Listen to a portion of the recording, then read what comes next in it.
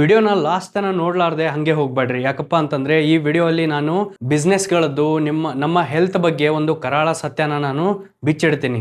ಇದು ಒಂದು ice cream ಬಗ್ಗೆ. ನೀವು ಯಾವಾಗಾದ್ರೂ ಹೊರಗಡೆ ಹೋದಾಗ ಐಸ್ ಕ್ರೀಮ್ಗಳನ್ನ ತಿನ್ನೋದು ಬಹಳ ಕಾಮನ್. ಬಟ್ ಈ ಕೋನ್ ಅಲ್ಲಿ ಒಂದು ಕರಾಳ ಸತ್ಯ ಅಡಗಿದೆ ಅಂತ ನಿಮಗೆ ಗೊತ್ತೇನ್ರಿ?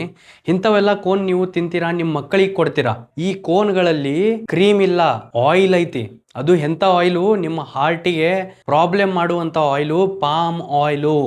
ಇದು ನೀವು ಕ್ರೀಮ್ ತಿನ್ನಕತ್ತಿಲ್ಲ, ಆಯಿಲ್ ಕನ್ಸ್ಯೂಮ್ ಮಾಡಾಕತ್ತೀರಿ. ಹೆಂಗಂತ ಅನ್ಕೊಂಡ್ರ? ನಾನು ನಿಮಗೆ ಪ್ರೂಫ್ ತೋರಿಸ್ತೀನಿ. ಇದ್ರೊಳಗೆ ನೋಡಿರ್ಬೋದು ನೀವು, ನಾನು ಇದನ್ನ ಹರಿದಿದ್ದೀನಿ. ಎದಕ್ಕಪ್ಪ ಅಂತಂದ್ರೆ ಬ್ರ್ಯಾಂಡ್ ಹೆಸರು ಇದ್ರೊಳಗೆ ನಾನು ತಗೊಳಂಗಿಲ್ಲ. ಯಾಕಪ್ಪ ಅಂದ್ರೆ ಇದು ಪರ್ಟಿಕ್ಯುಲರ್ ಬ್ರ್ಯಾಂಡ್ ರಿಲೇಟೆಡ್ ಅಲ್ಲ, ಇದು ಒಂದು ಕಂಪ್ಲೀಟ್ ಸೆಗ್ಮೆಂಟ್ ರಿಲೇಟೆಡ್. ಈ ಐಸ್ ಕ್ರೀಮ್ನಲ್ಲಿ ನೀವು ಯಾವಾಗಾದ್ರೂ ಐಸ್ ಕ್ರೀಮ್ ತೊಗೊಂಡ್ರಪ್ಪ ಅಂತಂದರೆ ಈ ಲೇಬಲ್ನ ನೀವು ನೋಡಲೇಬೇಕು ಕಡ್ಡಾಯವಾಗಿ. ಏನಿರುತ್ತಪ್ಪ ಈ ಲೇಬಲ್ ಒಳಗೆ? ಇದು ಒಂದು ಫ್ರೋಝನ್ ಡೆಸರ್ಟು.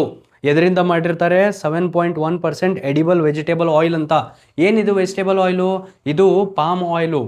ಪಾಮ್ ಆಯಿಲು ನಿಮ್ಮ ರಕ್ತನಾಳಗಳಲ್ಲಿ ಫ್ಯಾಟ್ನ ಜಮಾ ಮಾಡಿ ನಿಮಗೆ ಹಾರ್ಟಿನ ಪ್ರಾಬ್ಲಮ್ ತರುವಂಥ ಕೆಪಾಸಿಟಿ ಹೊಂದಿರುತ್ತೆ. ಸೊ ಇದನ್ನು ನೀವು ಬಹಳಷ್ಟು ಕನ್ಸ್ಯೂಮ್ ಮಾಡಿದರೆ ಪಾಮ್ ಆಯಿಲು ಕಂಟೆಂಟ್ ಏನಿರುತ್ತಲ್ಲ ಅಂಥ ಫುಡ್ಸ್ ನೀವು ಬಹಳಾಗಿ ಕನ್ಸ್ಯೂಮ್ ಮಾಡಿದ್ರಪ್ಪ ಅಂತಂದರೆ ನಿಮಗೆ ಹಾರ್ಟಿನ ಪ್ರಾಬ್ಲಮ್ ಬರುತ್ತೆ. ನೀವು ಸುತ್ತಮುತ್ತ ನೋಡ್ತಿರ್ಬೋದು, ನಿಮ್ಮ ಮನೆ ಬಾಜು ಮನೆಯಲ್ಲಿ ಅಂಥವೆಲ್ಲ ಕಡೆ ನೋಡ್ತಿರ್ಬೋದು. ಈಗರೆ ಕರೆಕ್ಟ್ ಇದ್ದ ಮನುಷ್ಯ ಹಾರ್ಟ್ ಅಟ್ಯಾಕ್ ಆಗಿ ಸತ್ತುಬಿಟ್ಟ. ಏನೂ ಇದ್ದಿದ್ದಿಲ್ಲ, ಹೆಲ್ದಿ ಇದ್ದ, ಏನೂ ಪ್ರಾಬ್ಲಮ್ ಇಲ್ಲ, ಸಡನ್ನಾಗಿ ಹಾರ್ಟ್ ಅಟ್ಯಾಕ್ ಆಗಿ ಹೋಗ್ಬಿಟ್ರು ಅಂತ. ಅದೆಲ್ಲ ಎದಕ್ಕಾಗುತ್ತಂತ ಅನ್ಕೊಂಡ್ರಿ? ಇದು ಒಂದು ಕಾರಣ. ಇದಂದೇ ಕಾರಣ ಅಂತಲ್ಲ, ಇದು ಒಂದು ಕಾರಣ. ನೀವು ಏನು ಲಕ್ಷ್ಯ ಇಡಬೇಕಪ್ಪ ಅಂತಂದರೆ, ಯಾವಾಗಾದ್ರೂ ನೀವು ಇಂಥ ಐಸ್ ಕ್ರೀಮ್ ತೊಗೋತಿರಲ್ಲ, ಫಸ್ಟು ಇದು ಇಂಗ್ರೀಡಿಯೆಂಟ್ಸ್ ನೋಡ್ರಿ. ಫ್ರೋಝನ್ ಡೆಸರ್ಟ್ ಅಂತ ಇದ್ದರೆ ಅಲ್ಲೇ ಒಗೆದು ಬರ್ರಿ, ಮುಟ್ಟಾಕು ಹೋಗ್ಬೇಡ್ರಿ. ಮತ್ತು ಇಲ್ಲಿ ಇಂಗ್ರೀಡಿಯೆಂಟ್ಸ್ ಲಿಸ್ಟ್ ಕೊಟ್ಟಿರ್ತಾರ. ಐ ಥಿಂಕ್ ನಿಮಗೆ ಕಾಣ್ತಿರ್ಬೋದು, ಕಾಣ್ತಿರ್ಲಿಕ್ಕಿಲ್ಲ. ನಾ ಜಸ್ಟ್ ತೋರಿಸ್ತೀನಿ ನಿಮಗೆ. ಇಂಗ್ರೀಡಿಯೆಂಟ್ಸ್ ಲಿಸ್ಟ್ ಒಳಗೆ ಏನಿರುತ್ತಪ್ಪ ಅಂತಂದರೆ, ಇಂಗ್ರೀಡಿಯೆಂಟ್ಸ್ ಲಿಸ್ಟು ನೀವು ನೋಡ್ತಿರ್ಬೋದು ಇಲ್ಲೇ. Water, wafer, biscuit cone, refined wheat flour ಅಂದರೆ maida, next sugar, palm oil, emulsifier, iodised salt food, ಇಂಥವೆಲ್ಲ ಕಂಟೆಂಟ್ಸ್ ಇದ್ದಾವೆ. ಇದ್ರೊಳಗೆ ಒಂದು content milk and milk products ಅಂತ ಇಲ್ಲ. ನೀವು ಐಸ್ ಕ್ರೀಮ್ ಅಂತ ಇದನ್ನ ತಿಂತೀರಿ, ಬಟ್ ಇದು ಐಸ್ ಕ್ರೀಮ್ ಅಲ್ರಿ, ಇದು ಆಯಿಲು. ಈಗ ನಾನು ನಿಮ್ಮ ಮುಂದೆ ಹಿಡ್ಕೊಂಡೇ ಇದನ್ನ ಐ ಥಿಂಕ್ 3 to 4 minutes ಆಯ್ತು ಅನ್ಸುತ್ತೆ. ಇದು ಬೀಳುತ್ತೆ ನೋಡ್ರಿ, ಸ್ವಲ್ಪ ಲೈಟಾಗಿ ಮೆಲ್ಟ್ ಆಗೈತಿ. ಇಂಥವೇ ಐಸ್ ಕ್ರೀಮ್ ನೀವು ಮಿಲ್ಕ್ ಪ್ರಾಡಕ್ಟ್ಸ್ ಇರುವಂಥ ಐಸ್ ಕ್ರೀಮ್ಸ್ಗಳು ನೀವು ಹಿಂಗೆ ಹಿಡ್ಕೊಂಡ್ರೆ ಇರುತ್ತಾ ಅನ್ರಿ? ಇಲ್ಲ, ಪೂರ ನೀರಾಗಿ ಹೊರಗೆ ಹೋಗ್ಬಿಡುತ್ತೆ. ಸೊ ಇದೇ ಡಿಫ್ರೆನ್ಸು ವೆಜಿಟೇಬಲ್ ಆಯಿಲ್ ಪ್ರಾಡಕ್ಟ್ಸು ಮತ್ತೆ ಮಿಲ್ಕ್ ಪ್ರಾಡಕ್ಟ್ಸ್ ಇಂದ ಡಿರೈವ್ ಆಗಿರುವಂಥ ಐಸ್ ಕ್ರೀಮ್ಸ್ಗಳು. ಅವು ಎಲ್ಲ ಜಲ್ದಿಯಾಗಿ ಮಿಲ್ಟ್ ಆಗಿಬಿಡುತ್ತೆ. ಸೊ ಇದಕ್ಕೆ ಏನಾಗುತ್ತಪ್ಪ ಅಂತಂದರೆ, ಈ ಐಸ್ ಕ್ರೀಮ್ ಕಂಪ್ನಿಯವರಿಗೆ ಏನಾಗುತ್ತೆ, ಬಹಳಷ್ಟು ಲಾಸ್ ಆಗುತ್ತೆ. ಹೆಂಗಂದರೆ ಟ್ರಾನ್ಸ್ಪೋರ್ಟ್ ಚೈನ್ ಒಳಗೆ ಬಹಳ ಫಾಸ್ಟಾಗಿ ಮೂವ್ಮೆಂಟ್ ಆಗಬೇಕಾಗತ್ತೆ ಮಿಲ್ಕ್ ಆ್ಯಂಡ್ ಮಿಲ್ಕ್ ಪ್ರಾಡಕ್ಟ್ಸ್ ಇದ್ದರೆ, ಯಾಕಂದರೆ ಮೆಲ್ಟ್ ಆಗಿಬಿಡುತ್ತೆ.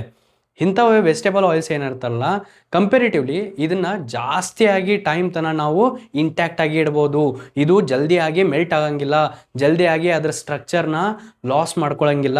ಸೊ ಅದರಿಂದ ಏನಾಗುತ್ತಂದರೆ ಕಸ್ಟಮರ್ ಎಕ್ಸ್ಪೀರಿಯನ್ಸ್ ಚಲೋ ಆಗುತ್ತೆ. ಇದರಿಂದ ಕಸ್ಟಮರ್ಸು ಸ್ಯಾಟಿಸ್ಫೈಡ್ ಇರ್ತಾರೆ. ಬಟ್ ಇದ್ರೊಳಗೆ ಏನಾಯ್ತಂತ ಕಸ್ಟಮರ್ಸ್ ನೋಡಂಗಿಲ್ಲ, ನಮ್ಮಂಥವ್ರು ನೋಡಂಗಿಲ್ಲ.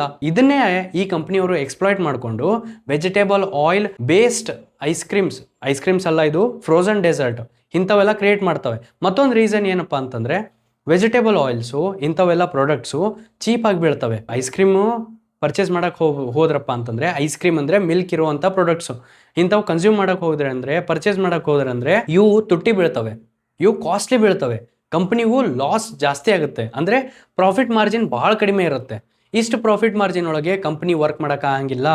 ನಿಮಗೆ ಕಮ್ಮಿ ಪ್ರೈಸ್ ಒಳಗೆ ಐಸ್ ಕ್ರೀಮ್ನ ತಲುಪ್ಸೋಕ್ಕಾಗಂಗಿಲ್ಲ. ಅದರ ಸಲುವಾಗಿ ಈ ಕಂಪ್ನೀಸ್ ಏನು ಮಾಡ್ತಪ್ಪ ಅಂತಂದರೆ, ಸೇಮ್ ಕಾಣುವಂಥ ಫ್ರೋಝನ್ ಡೆಸರ್ಟ್ ಅಂತ ತೆಗಿತಾರೆ. ಇದ್ರೊಳಗೆ ಜಸ್ಟ್ ಪಾಮ್ ಆಯಿಲ್ ಇರುತ್ತೆ. ಇದು ಪಾಮ್ ಆಯಿಲು ಬಹಳ ಚೀಪ್ ಆಗಿರುವಂಥ ಆಯಿಲು. ಮಿಲ್ಕ್ ಪ್ರಾಡಕ್ಟ್ಸ್ಗಿಂತ ಇವರಿಗೆ ಸಸ್ತಾ ಬೀಳುತ್ತೆ.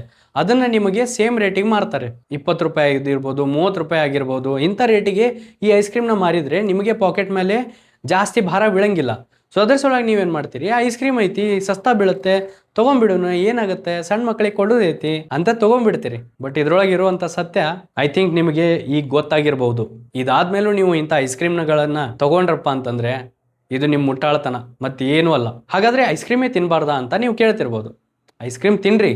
ನನ್ನ ಪಾಯಿಂಟ್ ಏನಪ್ಪ ಅಂತಂದರೆ, ಫ್ರೋಝನ್ ಡೆಸರ್ಟ್ ಅಂತ ಏನಿರುತ್ತಲ್ಲ, ಇಂಥ ಐಸ್ ಕ್ರೀಮ್ ತಿನ್ನಕ್ಕೆ ಹೋಗ್ಬೇಡ್ರಿ.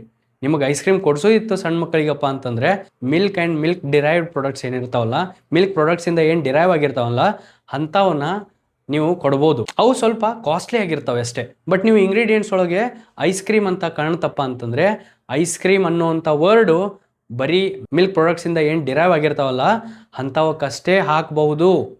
ಇದು FSSAI ರೂಲು. ಇಂಥವೆಲ್ಲ ಸ್ಕ್ಯಾಮ್ಸ್ ನಡೀತಿರ್ತಾವ. ಎದಕ್ಕಪ್ಪ ಅಂತಂದ್ರೆ ನಾವು ಅಲೋ ಮಾಡ್ತೀವಿ ಅಂತ ಸ್ಕ್ಯಾಮ್ ನಡೆಯೋಕೆ. ಇದನ್ನ ಯಾರು ನಿಲ್ಲಿಸಕ್ಕಾಗಂಗಿಲ್ಲ. ಇದು ನಿಮಗೆ ತಿಳಿದಿಲ್ಲ ಅಂತ ಹೇಳಿ ಈ ವಿಡಿಯೋನ ನಿಮ್ಮ ಕಡೆ ಮುಟ್ಟಿಸೋದು ನನ್ನ ಜವಾಬ್ದಾರಿ. ಇದನ್ನ ಶೇರ್ ಮಾಡೋದು ಮುಂದೆ ಬಿಟ್ಟಿದ್ದು ನಿಮ್ಮ ಜವಾಬ್ದಾರಿ.